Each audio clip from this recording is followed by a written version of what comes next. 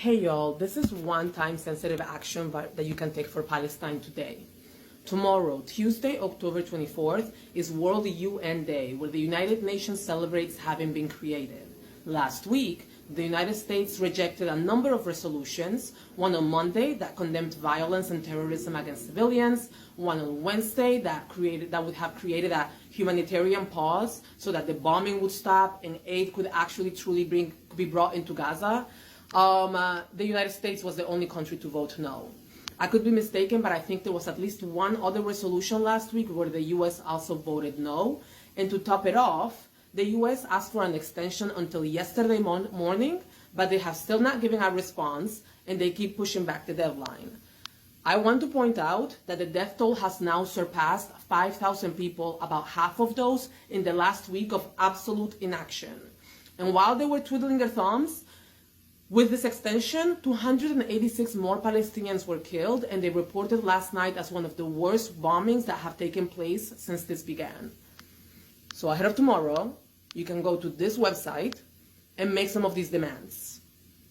If you want to write a full-on letter, this post on IG details the people in Gaza, what they are demanding right now. Also, this is the U.S. Ambassador to the United Nations, Linda Thomas-Greenfield, and this is the official Twitter and the personal one, and you can direct your demands directly to her if you'd like. If any organizations in New York City are doing any protests in front of the United Nations tomorrow, please let me know.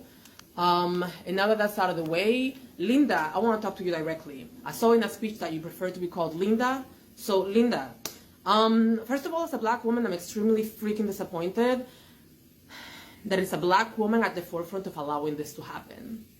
But that aside, Linda, I want to know, why did you join the United Nations? Because I need you to understand that whatever you've done before and whatever you may do after, it doesn't matter. This is going to be your legacy.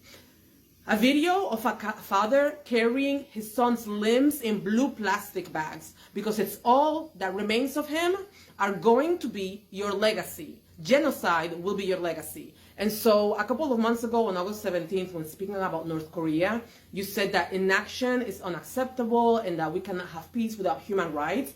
And I need you to follow your own rhetoric and do something, please.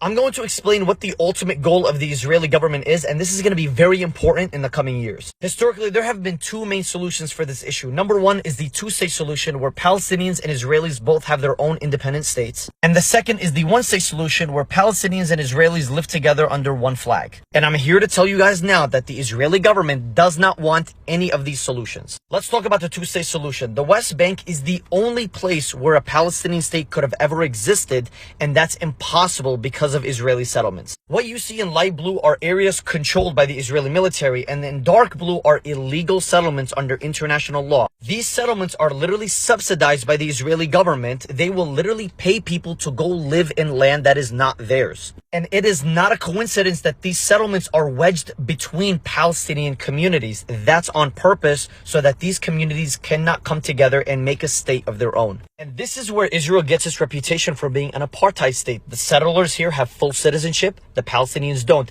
The settlers have full access to the resources, including the water, 24/7 running tap water. The Palestinians don't. They get water about once a week. The Israeli settlers use specific roads with no checkpoints. The Palestinians have to use specific roads with tens of checkpoints. Getting from here to here would take hours. The government has clear intentions of taking the West Bank. They just don't want the Palestinians living there. Okay, so what about one state where Israelis and Palestinians live together? And I'm here to tell you that this government doesn't want that for one reason, and that's population. You see, the population of Israel right now is 9 million, but already 2 million of those are Palestinians that gained citizenship in the 80s. And since Israel prides itself on being the only democracy in the Middle East, those Palestinians have voting rights. If Israel were to annex the West Bank and the Gaza Strip, they would have to give the 4 million residents of these two places citizenship and full voting rights, which is against the Zionist dream. The population of this newfound state would be roughly equal, and it would cease to be a Jewish majority state. The Israeli government only really has two solutions for this. Number one, make life so unbearable for Palestinians, like putting them under apartheid or a blockade